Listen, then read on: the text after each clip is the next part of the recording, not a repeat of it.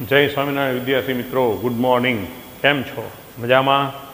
આપણું જે ચેપ્ટર પ્રવાહ વિદ્યુત, બરાબર, સ્વાધ્યાયના પ્રશ્નો ઓલરેડી ચાલુ થઈ ગયા છે અને હમણાં ટૂંક સમયમાં ચેપ્ટર પૂર્ણ થવામાં જ છે. તો આપણી પ્રશ્નોને આગળ વધારીએ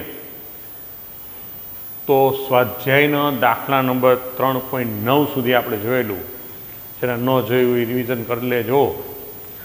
આજનો દાખલો છે 3.10. હવે 3.10માં 3 પ્રશ્નો છે અને 3.10 એ આપણું મીટર બ્રિજ, વિસ્ટન બ્રિજ પર આધારિત જે મીટર બ્રિજની થિયરી આપણે ભણ્યા હતા એના સૂત્રોને મગજમાં યાદ રાખો, એના આધારે છે. ઓકે, જો પહેલો પ્રશ્ન છે, 1 મીટર બ્રિજ, આકૃતિ 3.27. આપણે જે મીટર બ્રિજની થિયરી ભણ્યા હતા એ જ આકૃતિ યાદ છે ને? એલ શેપની બે પ્લેટ, એક ગેપમાં R, બીજા ગેપમાં S, નીચે તારની નંબર L1 ને L2. ખાસ યાદ રાખજો મિત્રો કે અજ્ઞાત, બરાબર, એના છેદમાં L1 અને જ્ઞાત એના નીચે જે આવે એ L2. એટલે આપણું સૂત્ર હતું R/S બરાબર L1/L2. L2ની જગ્યાએ ઘણીવાર 100 - L1 લઈ શકાય. ઓકે, તો એ જે આકૃતિ છે, હાથમાં બુક હોય તો જોઈ પણ લ્યો. 1 મીટર બ્રિજ, આકૃતિ 3.27માં જ્યારે વાય અવરોધ 12.5 એટલે જ્ઞાત અવરોધ થઈ ગયો મિત્રો. હવે આપણે RS કીધું હતું, અહીંયા એ લોકો XYના ફોર્મમાં આપ્યું છે.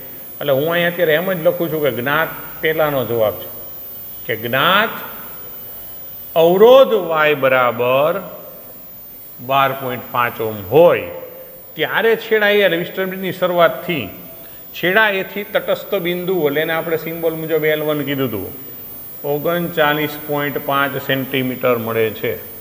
તો અવરોધ X એટલે કે એને આપણે શું કહી દઈએ, અજ્ઞાત અવરોધ X શોધવાનો છે.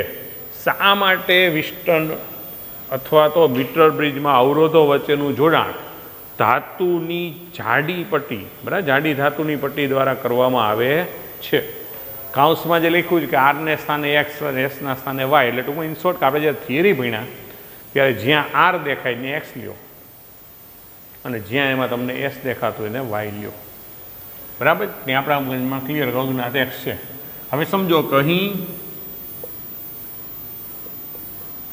વિસ્ટન બ્રિજ સંતુલિત સ્થિતિમાં આપણે સૂત્ર શું લખશું કે R/S, પણ આપણા માટે R એટલે X અને S એટલે Y, એટલે આપણે એમ લખશું કે X ના છેદમાં Y બરાબર L1/L2.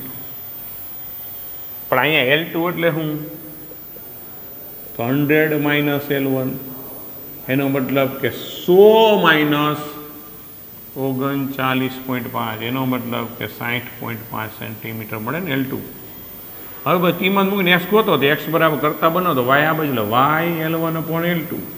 Y આપ્યું છે 12.5, L1 છે 39.5, આ આપ્યું છે 60.5. બસ કિંમત મૂકો અને સાદુરૂપ આપો, બહુ સિમ્પલ છે. તો 12.5 × 39.5 ભાગ્યા 60.5, તો કરો 12.5 ગુણ્યા 39.5 ભાગ્યા 60.5 એટલે 8.16. એક છે પણ 8.16 રાખી એક છે, એટલે તો આ આપણો અજ્ઞાત અવરોધ મળી ગયો. હવે એમાં પ્રશ્ન છે કે શા માટે અવરોધને જોડવા ધાતુની જાડી પટ્ટી રાખો? હવે જો ધાતુની પટ્ટીની જાડાઈ વધે એમ અવરોધ ઘટે. સૂત્ર યાદ કરો, R બરાબર ρL/A, એટલે એનું આચ્છાદન ક્ષેત્રફળ મતલબ જાડાઈ. એટલે જાડી પટ્ટી રાખો તો એ વધે એમ R ઘટે. એટલે આપણે એનું જવાબ વર્ણનમાં લખશું આમ કે હવે ધાતુની જાડી પટ્ટી રાખવાથી પટ્ટીનો અવરોધ ઘટે કે જેને કુલ અવરોધની ગણતરીમાં લેવાની જરૂર ન પડે. બરાબર, ધાતુની જાડી એટલા માટે છે, ધાતુની તમે જાડી પટ્ટી રાખો તો એનો અવરોધ ઘટે, અને અવરોધ ઘટે એટલે એનો કુલ અવરોધની ગણતરીમાં જરૂર ન પડે. એટલે આપણા સૂત્રમાં આપણે માત્ર L1 L2 અજ્ઞાત અવરોધ, બરાબર. પટ્ટીના અવરોધને આપણે ધ્યાનમાં લેવું પડે નહીં, એટલા માટે જાડી પટ્ટી રાખવામાં આવે છે. જાડી પટ્ટી રાખવાનું કારણ શું એની આપણે ચર્ચા કરવાની હતી, બરાબર. કે જાડી પટ્ટી રાખવો એટલે અવરોધ ઘટે. અવરોધ ઘટે એટલે આપણે કુલ અવરોધમાં એને ગણતરીમાં લેવું પડે નહીં, અને આપણા સૂત્ર આપણે કંઈ ધ્યાનમાં લેવું પડતું નથી. બીજો કોઈનો ઉપયોગ છે એટલે એનું જાડું પટ્ટી રાખવાનું કારણ આપણે સમજાવવાનું હતું. ઓકે. ત્યાર પછી હવે જો એક્સ અને વાયના સ્થાના અદલાબદલી કરવામાં આવે, એક્સ અને વાય, જ્યાં એક્સ છે ત્યાં વાય અને વાય છે ત્યાં એક્સ, અદલાબદલી કરવામાં આવે તો ઉપરના બ્રિજમાં તટસ્થ બિંદુનું સ્થાન શોધો. તો હવે તટસ્થ બિંદુ ક્યાં મળે? તો જો હવે સ્થાનને અદલા બદલી કરતા તો સૂત્ર શું થઈ જાય કે વાય અપોન એક્સ થઈ જાય. એની સામે L1, પણ L2 ને આપણે કેમ લખશું? 100 - L1. તો હવે જો આપણે એક્સ અને વાયની કિંમત જાણીએ, વાય આપેલો તો એક્સ ગોતી જ લીધો, અને હવે આપણે તટસ્થ બિંદુ L1 ગોતવાનું છે, બરાબર. તો અહીં કિંમત મૂકો તો વાય 12.5, એક્સ 8.16, L1 ગોતું 100 - L1, અને ગુણાકારમાં લઈ જાઓ, 100 વડે ગુણી નાખો તો 100 વડે ગુણી 2 પોઈન્ટ એટલે 12 શું થઈ જશે? 12 × 50, 2 પોઈન્ટ આમ જવું પડે ને, 1 અને 2, માઇનસ 12.5 L1 બરાબર. અહીંયા ગુણાકાર 8.16 L1, આમાં એક્સનો લીભાજો લઈ જાય તો 12 × 50 બરાબર 12.5 + 8 એટલે 20 પોઈન્ટ કેટલું થશે? 66. તો 20.66 L1 થઈ જાય. આ બધું એટલે પ્લસ થાય મિત્રો. 12 ને 8 20, પોઈન્ટ 5 ને પોઈન્ટ એટલે 0.66. તો L1 બરાબર 1250 છેદમાં 20/66. તો કિંમત મેળવી લો તો 1250 ભાંગ્યા 20.66 જવાબ 60.5. એટલે જો આમ જુઓ તો મિત્રો આમ સીધો જવાબ પણ ગણતરી બતાવી જરૂર છે એટલા માટે, કારણ કે અહીંયા જો આપણું જે 60.5 હતું L2 હતું, અદલા બદલી કરોલી શું થઈ ગયું? L1, બરાબર. એવું સીધું લખી ન શકાય, પણ ગણતરી બતાવી તો સારું લાગે. તો આમ તટસ્થ બિંદુ પછી નીચે લખવાનું, એથી 60.5 સેન્ટીમીટર અંતરે મળશે. જો તમને MCQમાં પૂછાય તો સીધું જ તમે આનું ઇન્ટરચેન્જ કરીને લખી શકો, બરાબર છે? ક્લિયર. હવે આનો ત્રીજો છે, બ્રિજના તટસ્થ બિંદુ આગળ ગેલોમીટર અને બેટરીની અદલા બદલી કરતાં શું થશે? શું ગેલોમીટરમાં કોઈ પ્રવાહ બતાવશે? હવે જો તમે બ્રિજ અને બેટરી બેની અદલા બદલી કરી નાખો, વિસ્ટર્ન બ્રિજની થિયરી મુજબ અહીંયા આપણે ગણતરી બતાવું છું કે આપણે વિસ્ટર્ન બ્રિજમાં જે ભણ્યા મિત્રો એ શું હતું કે આ અવરોધ, આ 4 અવરોધ હતા, સમજો. અને અહીંયા શું હતું? ગેલોમીટર. અહીંયા શું હતું? બેટરી. હવે સમજો, હવે એની અદલા બદલી કરી મતલબ બેટરી અહીંયા આવી જાય અને વિસ્ટર્ન બ્રિજ આવી જાય. પણ જો વિસ્ટર્ન બ્રિજની થિયરી જ્યારે આપણે ભણ્યા, અને અત્યારે RS અને PQ કહી દઉં છું, તો વિસ્ટર્ન બ્રિજની થિયરી ભણ્યા ત્યારે પણ શબ્દો પ્રયોગ આપણે એવો જ કર્યો હતો કે 4 અવરોધનો બંધ ગાળો અને જેના કોઈ સામસામેના વિકર્ણો વચ્ચે બેટરી અને ગેલોમીટર જોડવાનું. એટલે નિયમ એટલો છે કે એ બે જોડાણ છે ને એ સામસામેના વિકર્ણમાં આ વિકર્ણના વિકર્ણ થાવ. હવે તમે અહીંયા બેટરી લઈ જાઓ કે અહીંયા ગેલોમીટર લઈ જાઓ, એનાથી કાંઈ ફેર પડે નહીં. હા, એક જ વિકર્ણના માની લો આ બેટરીને છોડીને ખાલી અહીં જોડી દઉં તો ન હાલે, તો ગેલોમીટર પ્રવાહ પસાર થાય, બરાબર. એટલે આપણે આ ખાલી તમને જાણકારી મળે, ન દોરો તો પણ ચાલશે, આપણે વર્ણનમાં જવાબ જ લખવાનો. કહી બેટરી અને ગેલ્વેનોમીટર ના સ્થાન અદલા બદલી કરવાથી સંતુલિત સ્થિતિ બદલાતી નથી, માટે ગેલ્વેનોમીટરમાં પ્રવાહ પસાર થશે નહીં. રેડી? તમે બેયના સ્થાન અદલા બદલી કરો છો એટલે એક વિકર્ણ વચ્ચે કિલોમીટર, એક વિકર્ણ બેટરી. ઊંધું કરી નાખું તો એક વિકર્ણ બેટરી ને એક વિકર્ણ વચ્ચે કિલોમીટર. માટે સંતુલન સ્થિતિ એમ નામ રહેશે, એટલે કોઈ ફેર પડશે નહીં. ક્લિયર થાય છે? સમજાઈ ગયું? આ સિમ્પલ સૂત્રમાં કિંમત મૂકવાની. અહીંયા અદલાબદલી કરો તો આપણે સૂત્ર મુજબ L1 ગણતું. જો કે આ ગણતરી તમે ન કરો ને સીધું કરી નાખો કે અદલાબદલી કરવાથી L1 L2 બદલાઈ જાય છે. માટે તટસ્થ બિંદુ હવે A થી 60.5, કારણ કે આપણે ગણ્યું છે જે L2 L1 મળી જાય, L1 L2. પણ આપ દાખલા રૂપે પૂછેલું ગણતરી કરીને દર્શાવો તો સારું લાગે, એટલા માટે કરવી જરૂરી છે. MCQ પૂછાય તો આપણો મગજમાં તરત ક્લિયર હોવું જોઈએ કે તમે સ્થાન અદલાબદલી કરો એટલે L1 L2 બદલાઈ જાય. માટે તટસ્થ બિંદુ હંમેશા એથી નક્કી કરવાનો નિયમ હોય, એટલે એ 60.5 થઈ જાય, એટલે બાકીનો L2 12 સમથિંગ કેટલું 39.5 થાય. રેડી? જોઈ લો, બહુ સિમ્પલ દાખલો છે. એવું લાગે તો સ્ક્રીનશોટ લઈ લેવો તમારી અનુકૂળતા મુજબ. હવે આપણે નેક્સ્ટ મુદ્દો એટલે નેક્સ્ટ દાખલો.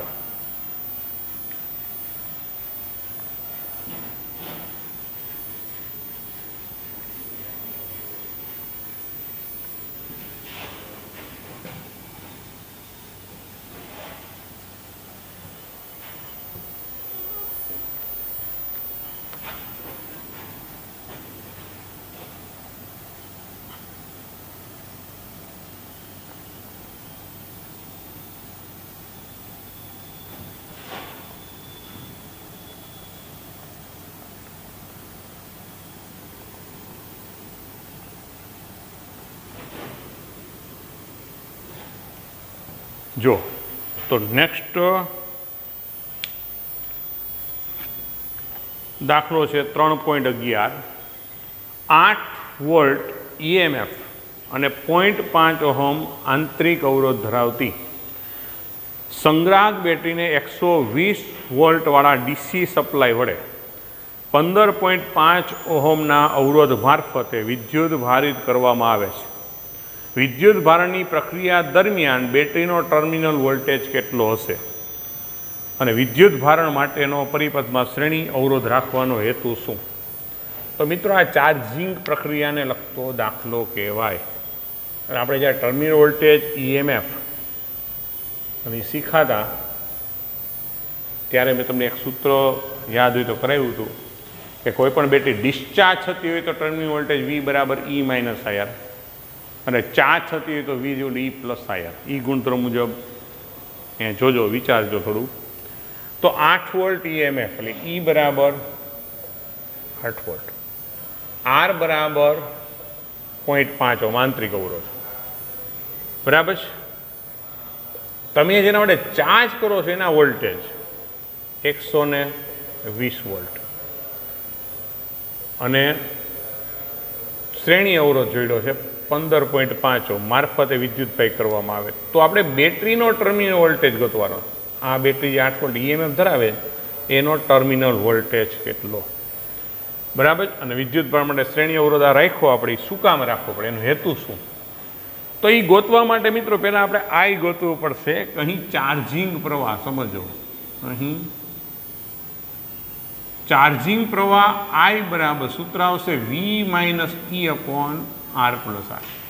જ્યાં અહીંયા આવી એટલે તમે જેના વડે ચાર્જ કરો છો E એટલે બેટરીની EMF, R એટલે આંતરિક અવરોધ, કેપિટલ તમે જે શ્રેણીમાં જોડે. ચાર્જિંગ પ્રવાહમાં કિંમત મૂકીને પહેલાં પ્રવાહ ગોતી નાખો તો 120 માઇનસ 8 15.5 વત્તા 0.5 તો 112, 120 ઓછા એટલે 112, 15.5 વત્તા 0.5 એટલે 16. એટલે આ આપણા માટે શું થઈ ગયું? પ્રવાહ.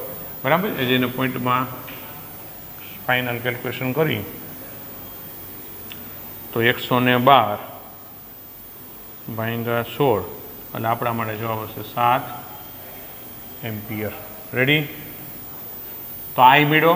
હવે જે આપણે ગોતવાનો છે એ બેટરીનો ટર્મિનલ વોલ્ટેજ. પણ હવે સમજો, તમે જે બેટરી છે આના વડે ચાર્જ કરો એટલે ચાર્જિંગ કન્ડિશનમાં છે તો અહીં બેટરીનો ટર્મિનલ વોલ્ટેજ ચાર્જિંગ પરિસ્થિતિમાં, બરાબર, તો ચાર્જિંગ કન્ડિશનમાં તો V ડેશ જેને કીધું કેટલો લખવો પડે? E plus IR. તો E એટલે 8, IR એટલે કહી દો 7, આ કેટલું છે? 0.5.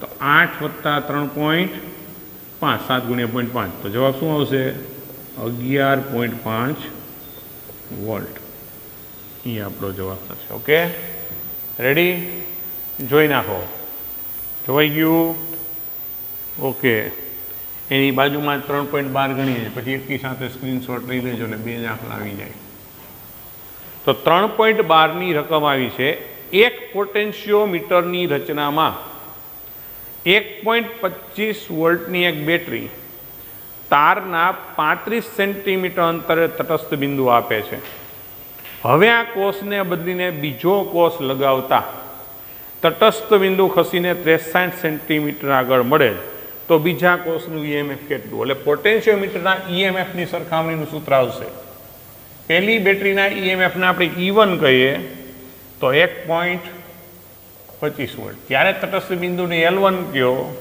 તો 35 સેન્ટીમીટર બીજા કોષનું ઈએમએફ શોધવું ત્યારે તટસ્થ બિંદુ જે મળે છે કેટલું કીધું 63 સેન્ટીમીટર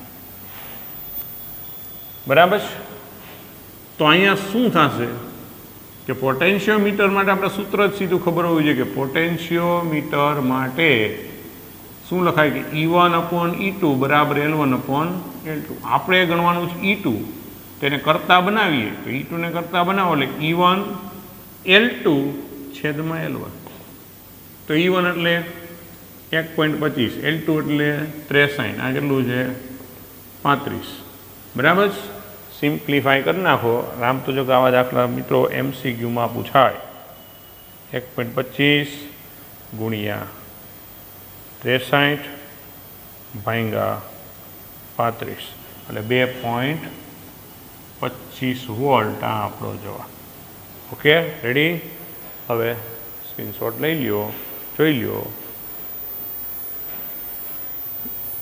જોઈ ગયું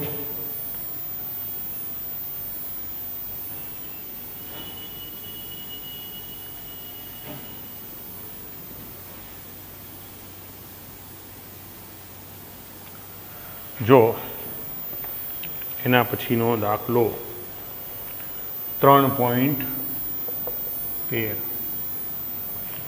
ઉદાહરણ 3.1 એટલે ઉદાહરણ 3.1 આપણે કોપરના વાયરવાળો હતો કોપર સુવાહકમાં મુક્ત ઇલેક્ટ્રોનની અંદાજિત સંખ્યા ઘનતા એટલે ઇલેક્ટ્રોનની સંખ્યા ઘનતાને આપણે શું કહીએ n બરાબર 8.5 10⁻28 એટલે મિત્રો જ્યારે રકમ વાંચો ત્યારે આ બધું નોંધતા જાઓ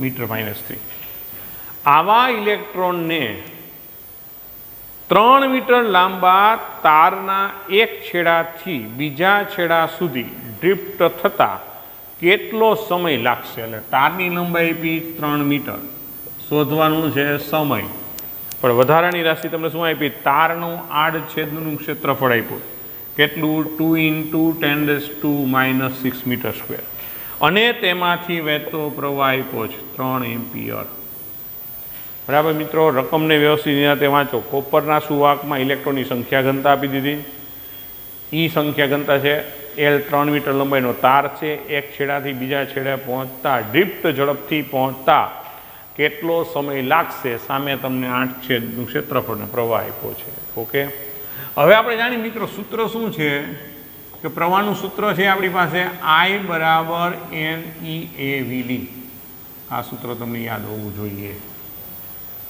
તો એમાંથી VDને કરતા બનાવો તો VD બરાબર લખાય I/NEA સમીકરણ બરાબર તથા તમે વેગ બરાબર બીજું I લખી શકો ને કે લંબાઈના છેદમાં સમય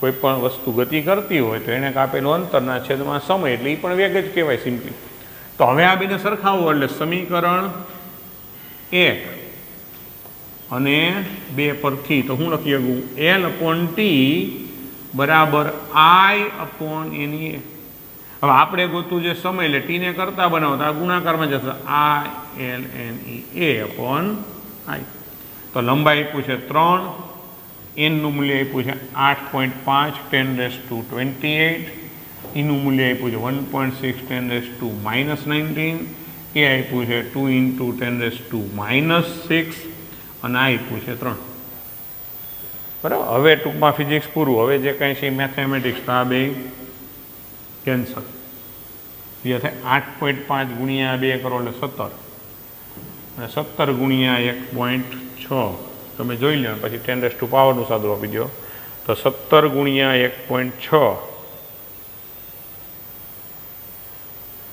27.2 ઇન્ટુ 10 તો કેટલું થાય 19 ને 6 એ બે માઇનસ છે એટલે -25 એની સામે 28 એટલે 3 બરાબર. તો એક આંકડા પછી પોઈન્ટ મૂકીને સારું લાગે તો 10⁴ સેકન્ડ થાય. આ જવાબ થાય.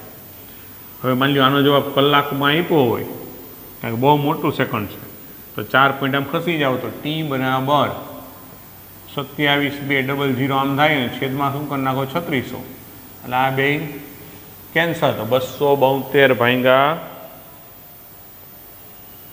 36 એટલે 7.56 એટલે 7.6 એપ્રોક્સિમેટલી કલાક. આટલો જવાબ થાય એપ્રોક્સિમેટ આન્સર. 7.5 કરો 7.55 આવે એટલે મેં 7.6 કરી નાખ્યો કારણ કે 1 કલાકમાં 3600 સેકન્ડ હોય એટલે 3600 વડે ભાગીને આપણે કલાકમાં ટ્રાન્સફર કર્યું. જો કલાકમાં જવાબ આપેલો હોય તો, અધરવાઇઝ આપણો જવાબ અહીંયા સુધી છે. Okay, ready? જોઈ લો.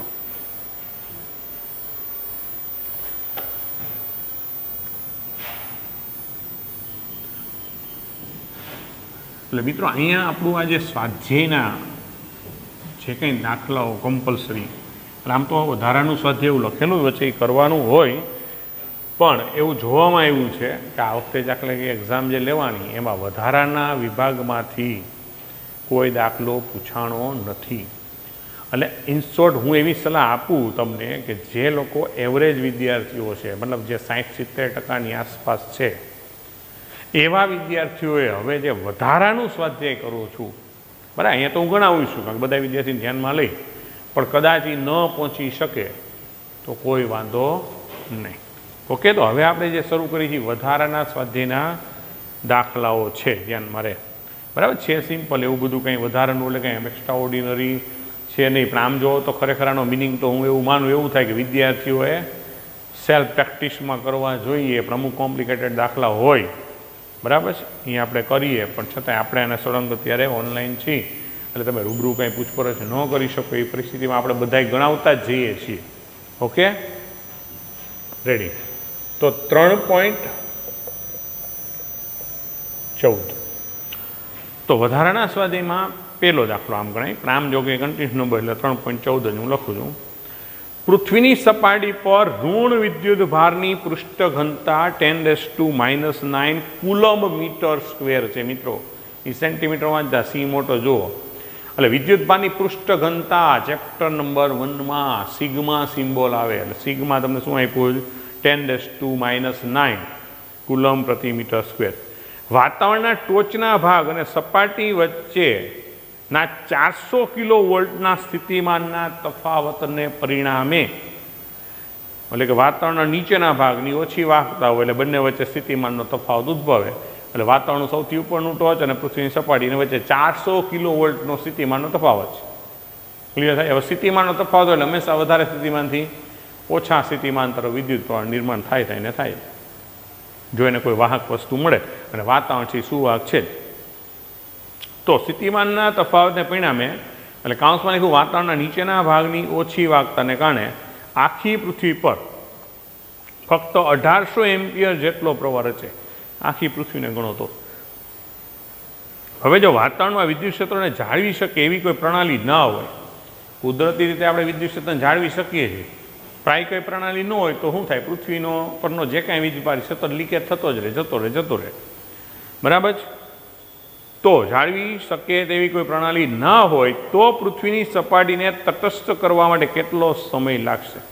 વાસ્તવમાં આવું કદાપી થતું નથી. કારણ શું? તે લખ્યું છે એ લોકોએ કે પૃથ્વીના જુદા જુદા ભાગમાં સતત થતી વીજળી અને ગાજવીજ સાથેના વાવાઝોડાને કારણે સતત વિદ્યુતભાર ઠલવાતો રહે છે. પૃથ્વીની ત્રિજ્યા આપી 6.37 × 10⁶ મીટર છે. આવું તમને કીધું, બરાબર. તો પહેલાં આપ્યું છે એ નોંધીએ કે એક તો આપણને પૃથ્વીની પૃષ્ઠ ઘનતા આપી 10⁻⁹ કુલમ મીટર -2. ક્લિયર? પછી આપ્યું છે વોલ્ટેજ, બરાબર, 400 કિલોવોલ્ટ. પછી આપ્યો છે પ્રવાહ 1800 એમ્પિયર, પછી આપી પૃથ્વીની ત્રિજ્યા RE 6.37 10⁶ મીટર, બરાબર. તો આપણે ગોતવાનો છે, જો કોઈ પ્રણાલી એવી ન હોત કે વિદ્યુત ક્ષેત્ર ટકાવી શકે, તો વિદ્યુત ક્ષેત્ર ટકાવી શકે એ પ્રણાલી ન હોત તો વધારે સ્થિતિમાં જો ઓછા સ્થિતિમાં પ્રવાહ સતત જતો રહે અને ટોટલ 1800 એમ્પિયર જ રચાય એટલું પૂરું થઈ જાય એટલે તટસ્થ બની ગયું હોત. વાસ્તવમાં એનો વસ્તુ અલગ છે. તો હવે આપણે ગણતરી કરવાની છે. તો સમજો કે આપણે સૂત્ર સિમ્પલ છે કે I બરાબર Q/T. આપણે T ગોતવાનું. તો T બરાબર શું થાય? Q/I. હવે Q સીધો નથી આપ્યો, પણ તમને ત્રિજ્યા આપી છે, પૃષ્ઠ ઘનતા. જો પૃષ્ઠ ઘનતા મતલબ એકમ ક્ષેત્રફળ દીઠ, પૃથ્વીની સપાટી પર એકમ ક્ષેત્રફળ દીઠ જે વિદ્યુત ભાર છે એ સિગ્મા. સામે પૃથ્વીની ત્રિજ્યા આપી દીધી, તો પૃથ્વીનું કુલ સપાટીનું ક્ષેત્રફળ કેટલું હોય? તો પૃથ્વી એટલે ગોળો, ગોળાની સપાટીનું ક્ષેત્રફળ કેટલું થાય? 4πr², બરાબર.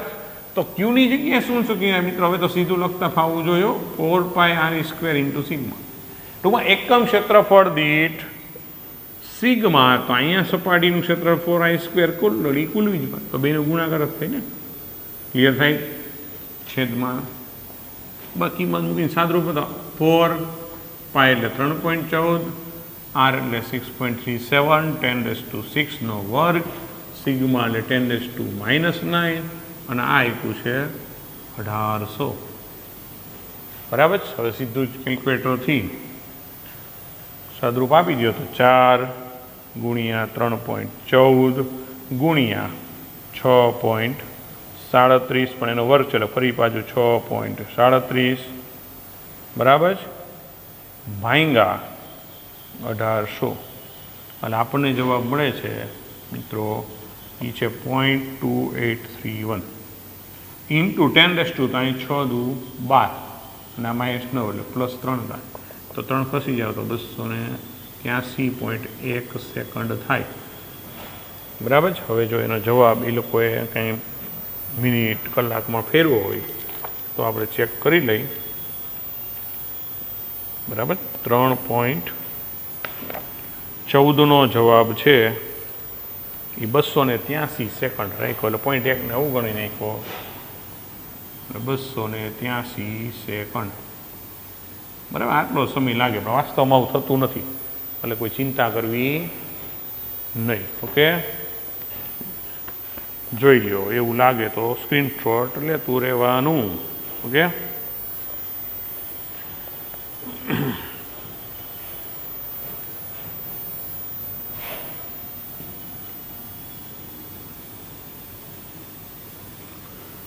જો 3.15 એમાં 2 પ્રશ્નો છે. આપણે પહેલાં A અને B એક પછી એક જોતા રહી. પહેલાં આપણે એની વાત કરી.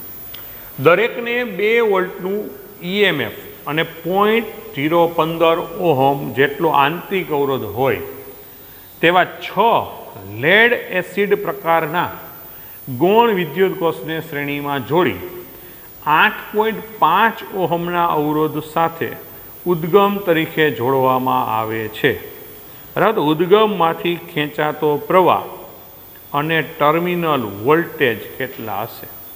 બરાબર. ઉદ્ગમમાંથી કેટલો પ્રવાહ અને ઉદ્ગમના ટર્મિનલ વોલ્ટેજ કેટલા હશે? તો પહેલાં સમજો, EMF તમને કેટલું આપ્યું? એક બેટરીને આપ્યું 2 વોલ્ટ, 2.0 વોલ્ટ. આંતરિક અવરોધ આપ્યો 0.015 ઓહમ. કુલ બેટરીની સંખ્યા આપી છે 6 કોષ છે, આવા ધ્યાન રાખજો, બરાબર. શ્રેણીમાં જે કંઈ અવરોધ, બાહ્ય પરિભ્રમણ 8.5, આપણે ગોતવાનો છે ખેંચાતો પ્રવાહ અને ટર્મિનલ વોલ્ટેજ.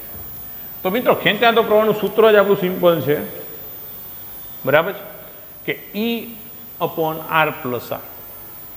તો શું ચાર્જિંગની કોઈ વાત નથી. હા, ઓલો પ્રશ્ન I = V - E/R + R નો કરી નાખતા, સિમ્પલી બેટરી નથી, પણ અહીં કુલ EMF આના કરતાં 6 ગણું થઈ જાય. શ્રેણી જોડાણમાં અવરોધ 6 ગણો થઈ જાય, એટલે એ બેને 6 વડે ગુણી નાખવું પડે. તો અહીં આપણે સીધો અહીં ખેંચાતો પ્રવાહ જો હું ગણું I બરાબર, તો જો સિમ્પલી આપણું સૂત્ર આમ હોય કે R + R, પણ અહીંયા બેટરી 6 છે એટલે આંતરિક અવરોધ થઈ એનો શ્રેણીમાં સરવાળો જ થાય. એટલે અહીં ખાલી 6 વડે આપણે ગુણવું ભાગવું પડે. ટૂંકમાં 2 × 2 8.5 6 ગુણ્યા 0.15 એટલે આ 12 8.5 આ શું થઈ જશે 15 ગુણ્યા 6 એટલે 0.09 થાય ને બરાબર. તો 12 અને આ બીનો સરળ કરો તો કેટલો થશે 8.59. હવે આનું સાદુરૂપ તમે આપી દો તો 12 ભાગ્યા 8.59 એટલે 1.396 એટલે એપ્રોક્સિમેટલી 1.4 એમ્પિયર આવું આપણે કહી શકીએ. અને હવે જે ટર્મિનલ વોલ્ટેજ છે એ અવરોધ આર ને સમાંતર હોય બરાબર. તો હવે ટર્મિનલ વોલ્ટેજ વી બરાબર આમ સિમ્પલી IR કારણ કે અવરોધ આર ને સમાંતર એટલા જ બેટરીના ટર્મિનલ વોલ્ટેજ ગણાય. તો 1.4 ગુણ્યા 8.5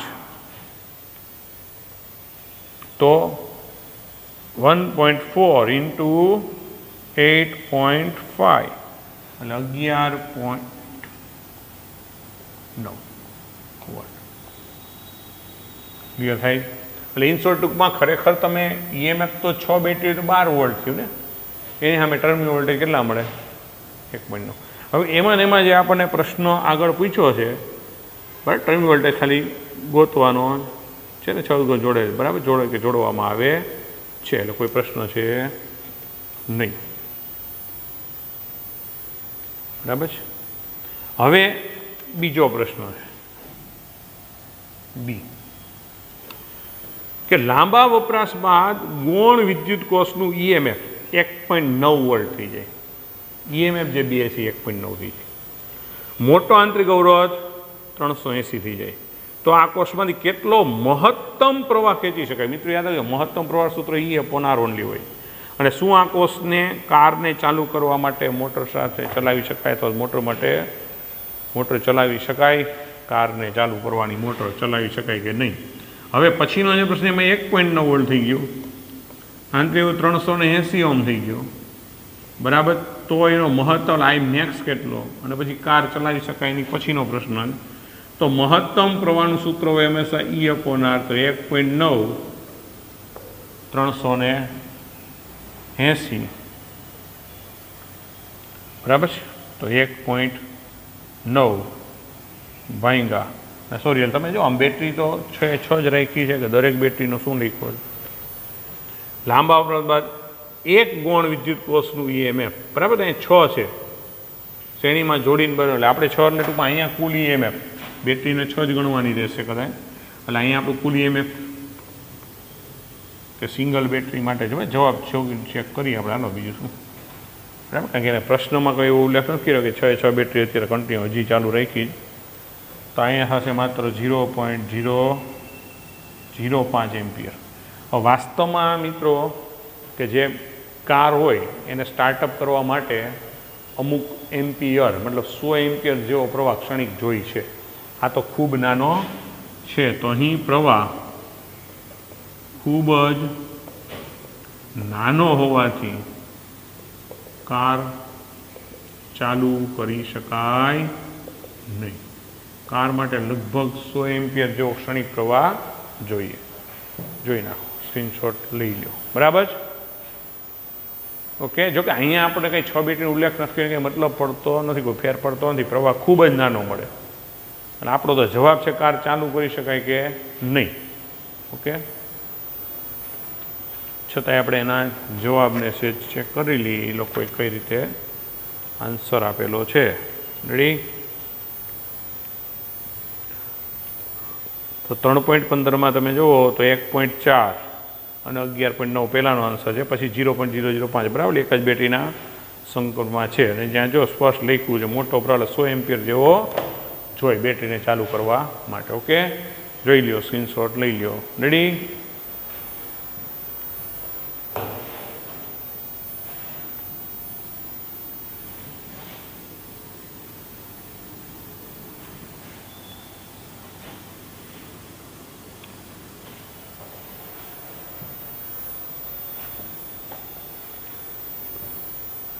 ત્યાર પછી છે 3.16, બરાબર. દાખલા નંબર 1 એલ્યુમિનિયમ અને બીજા કોપરના હોય તેવા બે સમાન લંબાઈના તારને અવરોધ સમાન છે. એટલે મિત્રો, એક એલ્યુમિનિયમ તાર, એક કોપરનો તાર, બેની લંબાઈ સમાન, બેનો અવરોધ પણ સમાન. બેમાંથી કયો તાર હલકો હશે, એટલે વજનની દળની દ્રષ્ટિએ, અને તે પરથી સમજાવો કે શા માટે, બરાબર, ઓવરહેડેડ પાવર કેબલ માટે એલ્યુમિનિયમના તાર પસંદ કરવામાં આવે છે. ઓવરહેડ પાવર કેબલ હોય એમાં સ્વાભાવિક દળમાં હલકો હોય એટલે સ્વાભાવિક છે કે એનું કોઈ નીચે તૂટે બૂટે તો એનું બીજું કોઈ નુકસાન થાય નહીં, બરાબર. સાથે સાથે બીજી રાશિઓ પણ આપેલી છે. એટલે પહેલાં શું આપ્યું છે એ આપેલ રાશિ નોંધી લઈ. આપણે દળની સરખામણી કરવાની મિત્રો, જેનું દળ ઓછું હોય ને એ હલકો થાય, બીજું સિમ્પલી જેટલું વિચારવાનું છે. અહીંયા તમને રોયલ એટલે સમજો એની અવરોધકતા છે, બરાબર, એલ્યુમિનિયમની 2.63 10⁻⁻8 ઓહ્મ. રો સીયુ 1.72 10⁻⁻8 ઓહ્મ, બરાબર. અને સાપેક્ષ ઘનતા, હવે એના માટે જ આમ સિમ્બોલ રો જેવો દેખાય પણ આપણે એને ડેન્સિટી ડી કરી નાખી, DL 2.7 અને DCU 8.9. સાપેક્ષ ઘનતા મતલબ તમને એનો ઘનતા એકમ નથી આપ્યો, સાપેક્ષ ઘનતાના સ્વરૂપમાં આપ્યું. અને સાપેક્ષ ઘનતા એટલે કોઈ પણ પાણીની સાપેક્ષે કોઈ પણ પદાર્થની ઘનતાને સાપેક્ષ ઘનતા કહેવાય. હવે સમજો, અહીંયા આપણે સૂત્રને પહેલાં આ સ્વરૂપમાં મેળવી અને વિચારવાનું છે. થોડુંક લોજિકલી વિચારજો. તો અહીં અવરોધ આરનું એક સૂત્ર આપણે જાણીએ મિત્રો કે રોયલ અપોને, પરિમાણ આધારિત સૂત્ર છે રોયલ અપોને. ક્લિયર? હવે આ સૂત્રને મારે ગમે ત્યાંથી આવી ઘનતા અને અવરોધકતાના સ્વરૂપ, અવરોધકતા તો દેખાય છે, મેં ઘનતાના સ્વરૂપમાં લઈ જવાનું રહેશે. અને સાથે સાથે એમાં દળે દેખાવું છે કે દળ ઉપરથી જ આપણે કોણ હલકો હશે નક્કી કરશું. એટલે અહીં શું કરું છું, એલ વડે ગુણીને એલ વડે ભાગું. સમજો, એલ વડે ગુણો એટલે એલ સ્ક્વેર થાય, અહીં એલ વડે ભાગી. હવે તારમાં એર એટલે શું, માન્ય આમ તાર હોય તો આ છે ક્ષેત્રફળ એ અને આ લંબાઈ એલ, તો એ ગુણ્યા એલ એટલે આમ જુઓ તો કદ થયું ને, સમજાય? આ નળાકાર જ થઈ ગયું. તો એ ઇન્ટુ એલ 8 એટલે પાય સ્ક્વેર એલ લે તો પાય સ્ક્વેર એચ એટલે નળાકારનું કદ, એટલે એ કદ બતાવે. શું બતાવે? એટલે રોયલ સ્ક્વેર અપોન વી થયું. આ શું થયું? કદ. હવે આપણને ઘનતા આપી છે, દળ ગતું છે, અહીંયા કદ સૂત્ર થયું છે, બરાબર. અહીંયા સમજો, એને નો સમજાય એના માટે કદ વી બરાબર એલ. અને હવે કદ વી બરાબર એલ એટલે શું થાય? દળના છેદ, ઘનતા બરાબર દળના છેદમાં કદ, તો દળના છેદમાં ઘનતા થાય. શું લખાય? ઘનતા બરાબર દળના છેદમાં કદ, તો કદ વી બરાબર દળના છેદમાં ઘનતા. ઈ કિંમત અહીં મૂકી તો આર બરાબર રોયલ સ્ક્વેર દળના છેદમાં ઘનતા, છેદનો છેદ અંશમાં લઈ જાઓ. એમને આપણે કરતા બનાવીએ, એમને કરતા બનાવશો એટલે સૂત્ર થશે આમ મિત્રો. હવે તમને અહીંયા પરિસ્થિતિ શું આપી છે કે લંબાઈ અને અવરોધ તો બેના સમાન છે. એટલે હું આને જ્યારે એમ વાપરીશ કે હવે એલ્યુમિનિયમ માટે તો હું લખી એમ એલ્યુમિનિયમ, તો સામે રો એલ્યુમિનિયમ, લંબાઈ તો બેની સમાન છે એટલે એમાં કે એલ્યુમિનિયમ લખવાનું નથી. અને કોપર માટે તો એમ કોપર, તો સામે રો કોપર એલ સ્ક્વેર, અહીંયા ડી કોપર. હવે જો તમને પ્રશ્ન એ થશે મિત્રો કે અહીંયા ખરેખરી પદાર્થની ઘનતા આવે. હવે સમજો, આપણે તો આપી છે સાપેક્ષ ઘનતા આપી છે, એટલે મારે પાણીની ઘનતા વડે ગુણી નાખવું પડે. એટલે અહીંયા મારે ખરેખર ડીની જગ્યાએ શું લખવું પડે?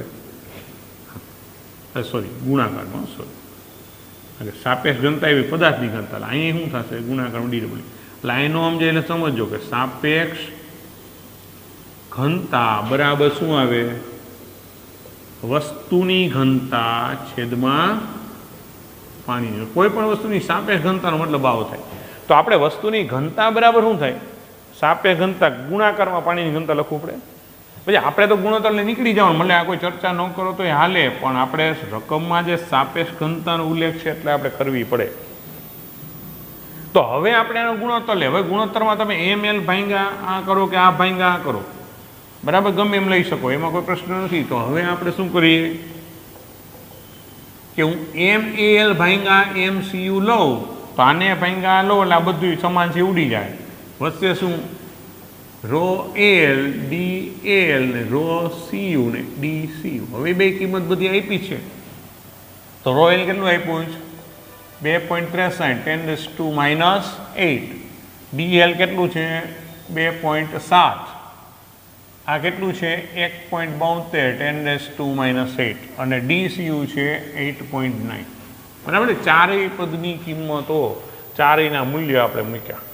હવે કેલ્ક્યુલેટરથી મસ્ત મજાનું સાદું 10⁻8 વાળા તો બે પદ કેન્સલ. બાકીના જે કંઈ પદો છે એને સાદું આપો તો 2.63 ગુણ્યા 2.7 ભાંગા 1.72 ભાંગા 8.9 એટલે આપણને મળશે 0.46. અને જો આના મૂલ્ય એને કાંઈ લેવા દેવા નથી મિત્રો. પણ હવે તમે અહીંયા થોડુંક લોજિક વિચારો કે કોઈ પણ બે રાશિનો તમે ગુણોત્તર લ્યો, ભાગાકાર કરો અને એ જવાબ 1થી ઓછો ક્યારે મળે? સ્વાભાવિક છે જ્યારે છેદ છે અંશ કરતાં મોટો હોય. પણ આમ આપણે શું કહી શકીએ કે aluminium is less than MCU થયું ને તો જ આ શક્ય છે. હવે માની લો કોઈ ગણતરી કરનાર વ્યક્તિએ પહેલાં CU લખ્યું ML લખ્યું ગુણોત્તર લે તો MCU/ML લેશે તો આ જવાબ 1 કરતાં મોટો આવશે. એટલે અહીં ગુણોત્તર ખાલી, એટલે આ જવાબ નથી, આને ન યાદ રાખતા. કોઈ વિદ્યાર્થી MCU/ML કરશે તો એનો જવાબ 1 point something આવશે. તો પણ એનો અર્થ એવો થાય કે 1 કરતાં ઉપર ક્યારે આવે, 1 કરતાં મોટો ક્યારે, અંશ મોટો હોય તો તમે ત્યારે અંશમાં CU લીધું છે. ઇન શોર્ટ આ તો આમ જ રહેશે. બરાબર ને, ગુણોત્તરને તમે જેમ લેવો એમ ક્લિયર થાય. 1 કરતાં મોટો અંશ મોટો હોય, 1 કરતાં મોટો આવશે ક્યારે તમે CU નું ઉપર લીધું હશે તો. એટલે ઇન શોર્ટ કે aluminium is less than MCU જ મળશે. માટે એલ્યુમિનિયમનો તાર હલકો થશે. હવે શા માટે ઓવરહેડ ટ્રાન્સમિશનમાં લે છે? ભાઈ હલકો તાર હોય એટલે કોઈ જાતની કોઈ દુર્ઘટના બને, બરાબર, અને ક્યાંય પડે તો નીચે કોઈ વ્યક્તિ હોય કે જે કાંઈ વસ્તુ એને ઓછું નુકસાન થાય. એટલા માટે ઓવરહેડ ટ્રાન્સમિશનમાં તાર હલકો લેવામાં આવે છે. બરાબર, એટલે આપણે શું લખશું કે ઓવરહેડ ટ્રાન્સમિશનમાં કોઈ દુર્ઘટના થાય ત્યારે ઓછું નુકસાન થાય માટે હલકો તાર પસંદ કરવામાં આવે છે. મિત્રો આ સમજો, આમ રાખજો, કારણ કે આનું તમને સમજાવ્યું છે. અહીંયા આપણું આ પૂરું થાય. જોઈ નાખો અને સ્ક્રીનશોટ લઈ લ્યો. બરાબર, આજનો લેક્ચર આપણે અહીંયા પૂર્ણ કરીએ છીએ.